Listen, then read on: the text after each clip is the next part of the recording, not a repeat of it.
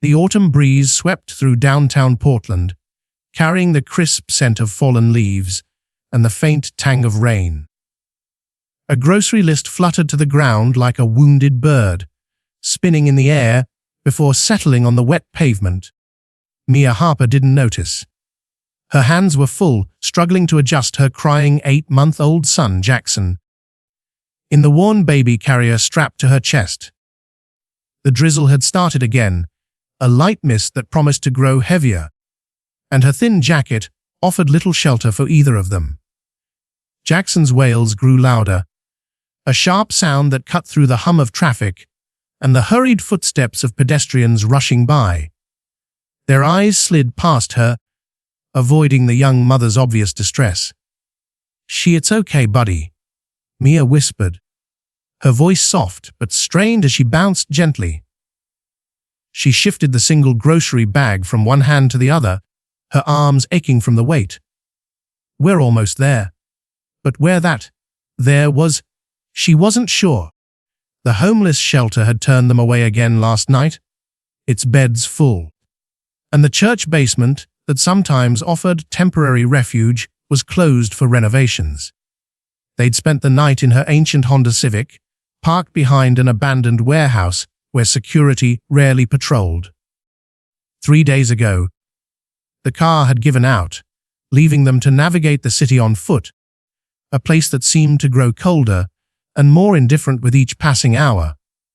Mia patted her pocket, counting the crumpled bills inside for what felt like the 100th time. $32.17. That was all that remained from her last paycheck. She'd been let go from the diner, where she'd worked for 6 months. Not fired, but her hours cut due to seasonal adjustments. The manager had looked genuinely sorry, his eyes soft with pity. But pity didn't pay for diapers or formula. The fallen grocery list held her careful calculations: diapers, baby formula, bread, peanut butter, bananas. Necessities only, nothing extra. Not even the cold medicine she desperately needed for the cough that had clung to her chest for weeks.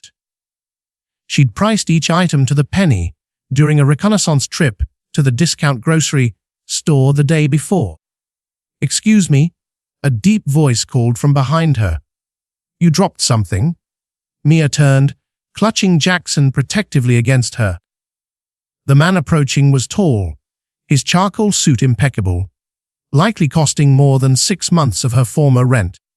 His dark hair was perfectly styled, and despite the drizzle, he carried no umbrella, his composure unshaken by the weather. He held out the damp grocery list, his blue eyes meeting hers. "At least I assume it's yours." "Oh," Mia said, her voice small. "Thank you." As she reached for it, Jackson let out a particularly forceful wail and kicked his legs, causing her to lose her grip on the grocery bag. It tumbled to the ground, the single can of formula rolling into a puddle. "No, no, no," she whispered, lunging for it. But the man was quicker. "Let me help," he said, retrieving the can and the bag. He examined the formula with a slight frown. "Is this all you have?" His tone carried a hint of concern, but it made Mia bristle. "It's all I need," she lied, reaching for the bag. The man, James Reynolds, though she wouldn't know his name for some time, didn't hand it back immediately. Instead, he looked at her, his gaze piercing through the brave facade she'd been clinging to. "I was heading to grab lunch," he said, nodding toward the upscale organic market across the street. "Would you join me? It's pouring now, and your little one could use some dry time." Mia instinctively stepped back. Strange men offering help always wanted something, a lesson she'd learned early and painfully. "No, thank you. We're fine," she said, holding out her hand for the bag. She noticed for the first time how chapped and red her fingers had become in the cold. "Of course," he replied, returning her things without argument. "But take this at least." He pulled a business card from his pocket. Thick cream, colored cardstock with embossed lettering: James Reynolds, CEO, Horizon Innovations, followed by a phone number and email address. In case you change your mind. The offer stands. I don't need charity, Mia said automatically. A mantra she'd repeated since Jackson was born, and she'd found herself alone. It's not charity to share a meal with someone, he replied. It's human connection. Before she could respond, a sleek black car pulled up, the window lowered, revealing an older woman with silver hair. Mr. Reynolds, your 200 call. They've moved the meeting up. Thank you, Vivian, he said, then turned back to Mia. Consider it, please. He walked toward the car, pausing to look back at her standing in the rain with her baby. Something flickered across his face. Recognition, perhaps, though Mia couldn't imagine why. He reached into his wallet and pulled out several bills.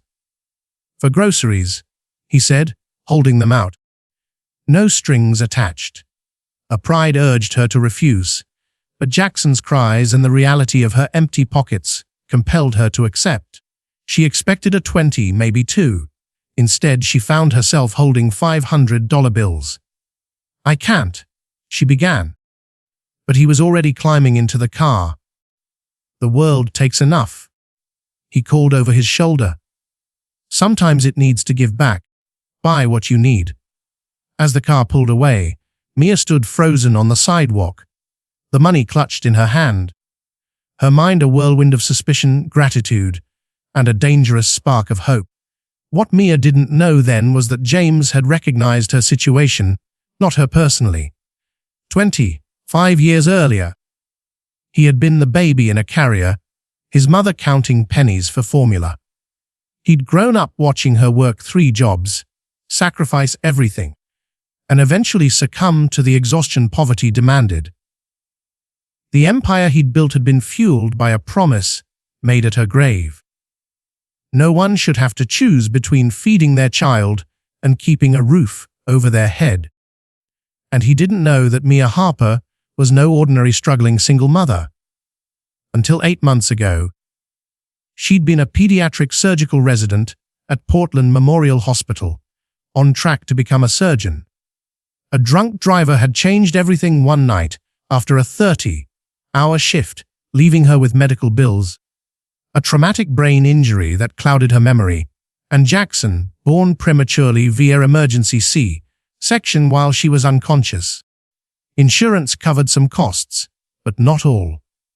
With her parents gone and former colleagues drifting away, her brilliant future had vanished, leaving her to navigate a system that seemed designed to keep her down. Standing in the rain, Maya looked at the money and made a decision. She'd accept this gift, but she'd find a way to repay it someday. What she couldn't know was that this encounter would alter the trajectory of her life, and James's too. As she tucked the money into her pocket and headed toward the store with her grocery list, she couldn't shake the feeling that there was more to this than random kindness. Why had he singled her out? What had he seen in her? And why did his face stir a vague, unsettling memory? 3 weeks later, Mia sat in a small but clean studio apartment above a bookstore, watching Jackson play with colorful blocks on a second-hand rug. The 500 had stretched further than she'd imagined, especially after the elderly couple who owned the shop reduced the rent in exchange for occasional help. The remaining money had bought formula, diapers, warm clothes, and antibiotics from a walk in clinic that finally cleared her persistent cough. For the first time in months, they were warm, fed, and safe. Temporary conditions, she knew, but she savored them nonetheless. Jackson, now 10 months old, babbled happily, knocking over a tower of blocks and laughing at the crash. His personality shone through, stubborn, curious, resilient despite their struggles. Sometimes, when he slept, Mia watched his peaceful face and tried to recall her life before. Performing surgeries, saving children, building a career she'd sacrificed everything for. The memories came in fragments now, thanks to her brain injury. Her medical knowledge remained intact, but personal memories slipped away like water through her fingers.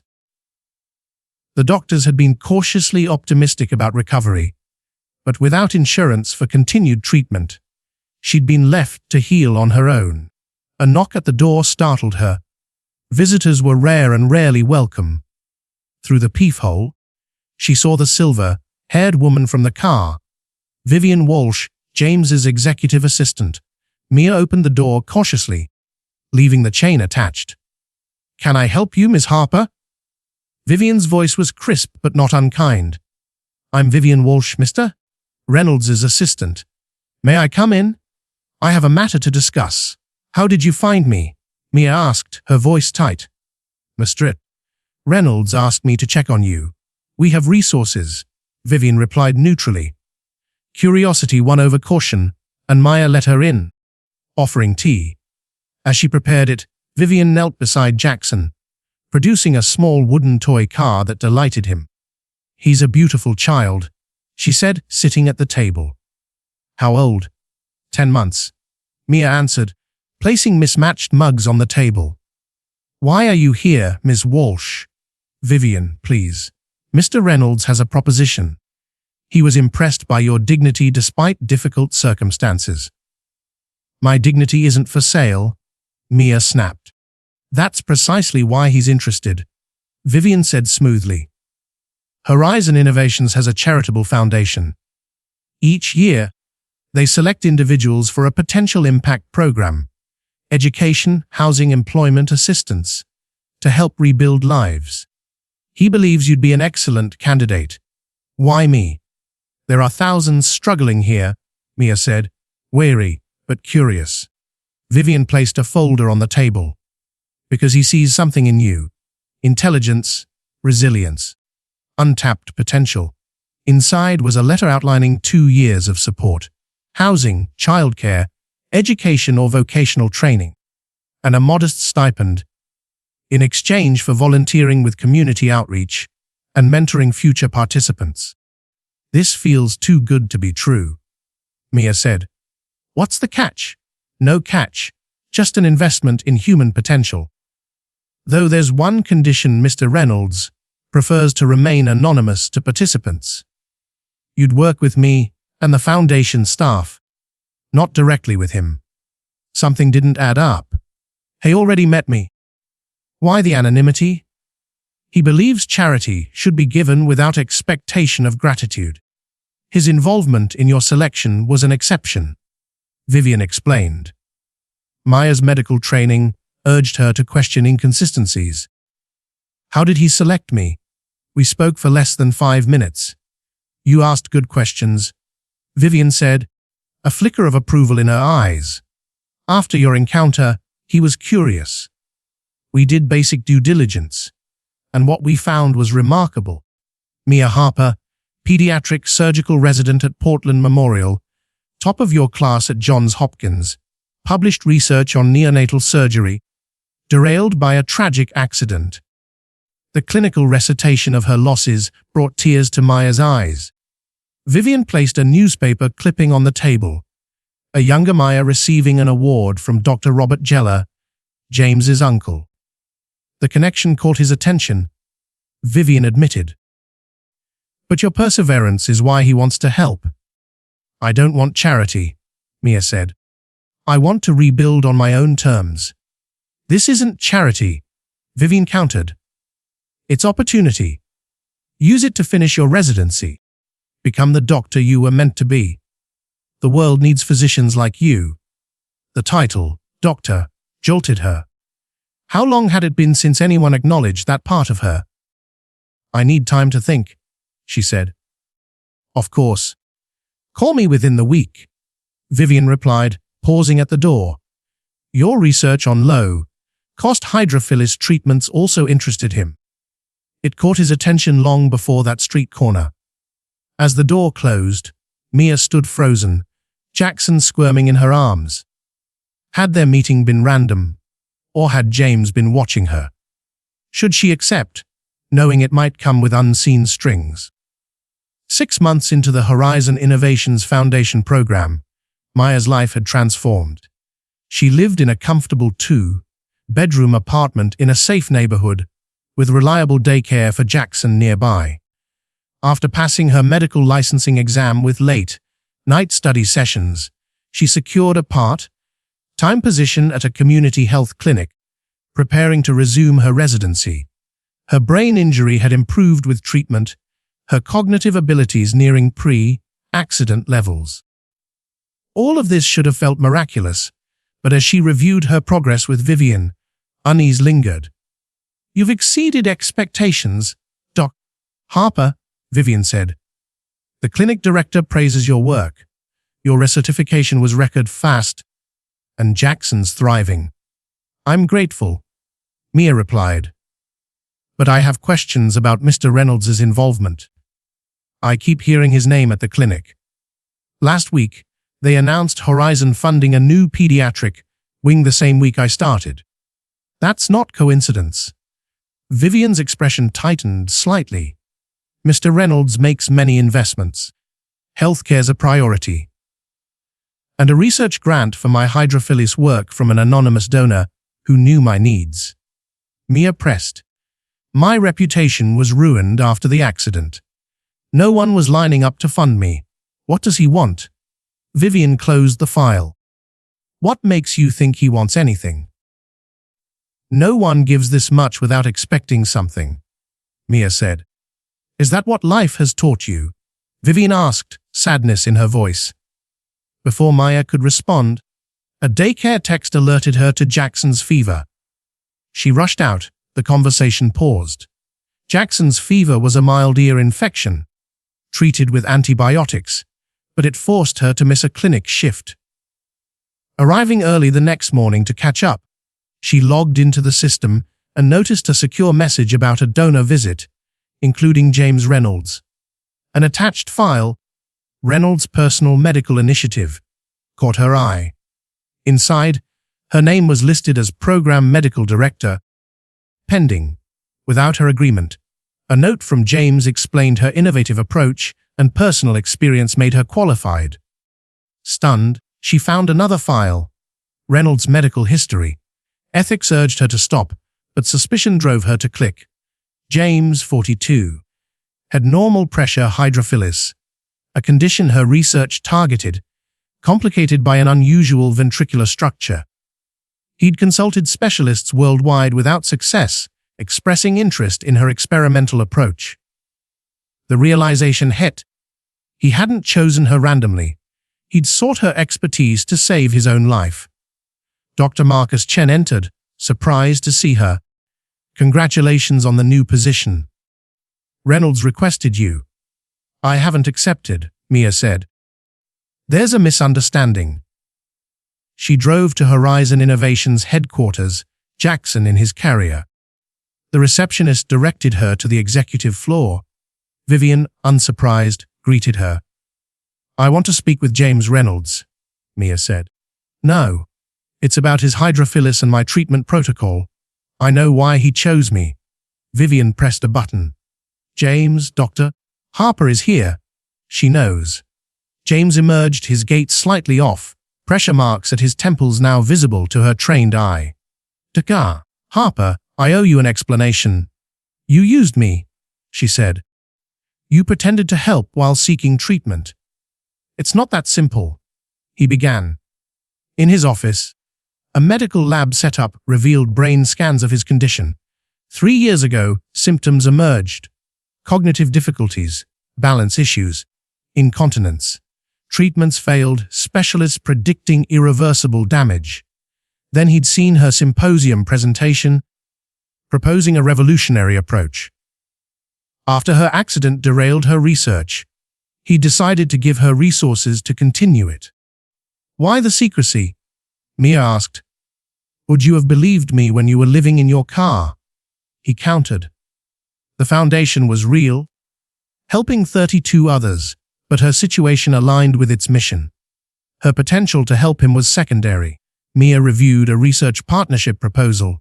Full autonomy, a lab, a team, exploring adult applications. "You want me as a guinea pig. I want you to complete your work," he said. "If it helps me, all the better. If I refuse, she asked. Your program support continues, he assured. This is separate. Why believe you? Sometimes help comes without agendas, he said, sharing his mother's story, raising him alone, dying before his success.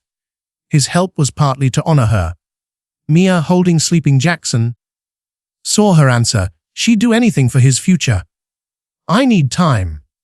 He gave her his medical records and the proposal. Consider the medical director role too. You manipulated me, she said. You should have been honest. I let fear cloud my judgment, he admitted. But your achievements are yours. 3 days later, Maya returned. I'll accept the research position, with conditions: full autonomy, proper trials, no expedited treatment for you, and expanded support for medical professionals in crisis. Done, James agreed. She offered a Boston neurosurgeon's modified approach to buy time, surprising him. I'm a doctor, she said. 6 months later, Maya stood in her lab, a framed grocery list on the wall. James's Boston procedure stabilized him, her team's trials showed promise, and the clinic's pediatric wing thrived. Jackson, now walking, attended on-site daycare. James, now a colleague, announced board approvals and WHO interest. Their journey, suspicion to partnership, had transformed into a mission saving lives worldwide. We've come a long way from that grocery list, James remarked. We certainly have, Mia agreed. And we're just getting started.